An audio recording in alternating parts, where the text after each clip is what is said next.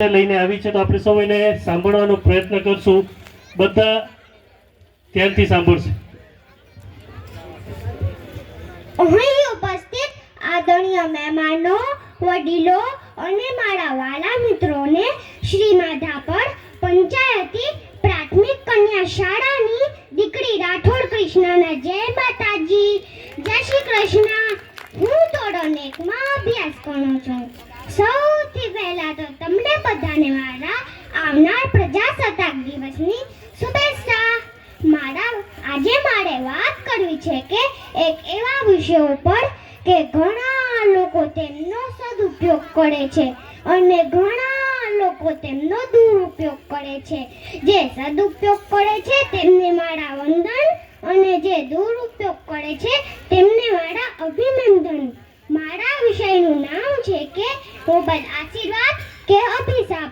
बदलती दुनिया का ऐसा असर होने लगा, बदलती दुनिया का ऐसा असर होने लगा, आदमी पागल और फोन स्मार्ट होने लगा, आदमी पागल और फोन स्मार्ट होने लगा.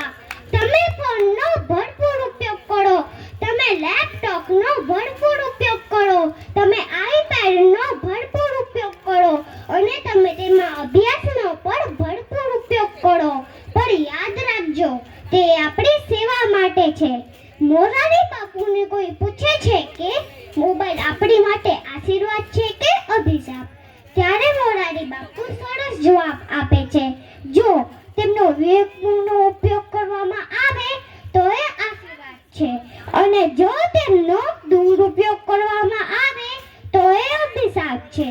મારે તમને એક વાર્તા કહેવી છે. એક શાળામાં શિક્ષક બધા વિદ્યાર્થીઓને નિબંધ લખવાનું કહે છે. તેના વિષયનું નામ હોય છે માં. બધા વિદ્યાર્થી ખૂબ સરસ નિબંધ લખે છે, પણ એમાંથી એક વિદ્યાર્થી એવું લખે છે કે હે ઈશ્વર, તું મને આવતા જન્મમાં માનવનો જન્મ આપવાનો હોય તો તું મને નહીં આપતો. મારે મોબાઈલ બનવું છે. મારી મમ્મી મને જેટલો પાસે રાખે છે એનાથી વધારે તેમના મોબાઈલને પાસે રાખે છે.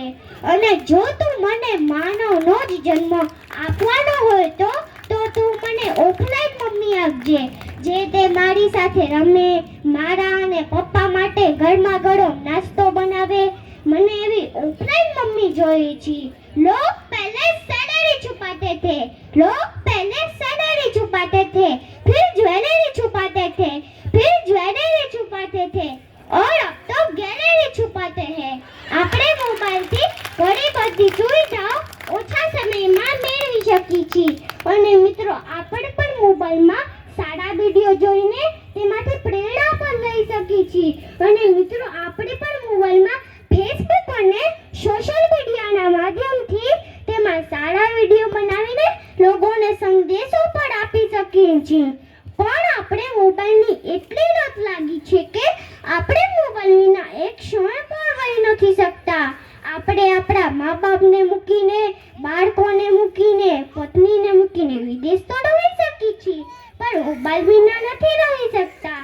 આપણે કલાકો સુધી તેમાં ટાઈમ વેસ્ટ કરી છીએ. મોબાઈલનો વધુ ઉપયોગ કરવાથી માથાનો દુખાવો અને ચીડચીડો સ્વભાવ થઈ જાય છે અને યાદ શક્તિમાં ઘટાડો થાય છે. મને અહીં એક પંક્તિ કહેવાનું મન થાય છે.